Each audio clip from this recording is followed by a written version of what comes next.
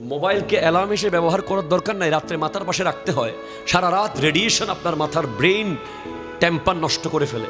বাসায় অ্যালার্ম ঘড়ি কিনবেন আলাদা, রাতে ঘুমানোর সময় মোবাইল থাকবে মিনিমাম 10 হাত দূরে, মিনিমাম 10 হাত। কারণ ইন্টারনেটের যে রেডিয়েশন এটা চলাফেরা করে।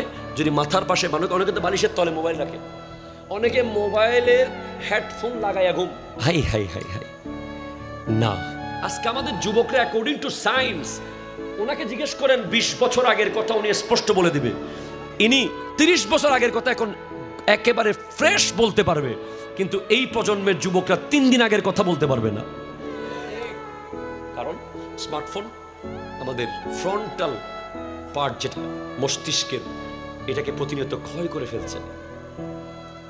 জেহেন চলে যাচ্ছে, জেহেন কমে যাচ্ছে, মনে থাকার শক্তি কমে যাচ্ছে। শর্ট টাইম মেমোরি থেকে লং টাইম মেমোরিতে পড়ালেখাগুলো যাচ্ছে না। মোবাইলকে বলতে হবে, কি বলবেন আজকে থেকে, তুই আমার কন্ট্রোলে, আমি তোর কন্ট্রোলে না। হাত ঘড়ি ইউজ করবেন, কি ইউজ করবেন? আমি শুধু এটা ইউজ করি, এটার দিকে যেন তাকাইতে না হয়। ঘড়ি না থাকলে মোবাইলে তাকাইতে হয় না টাইম দেখার জন্য। তাহলে ডেলি 50 বার তাকানো বন্ধ হয়ে গেছে ঘড়ির কারণে।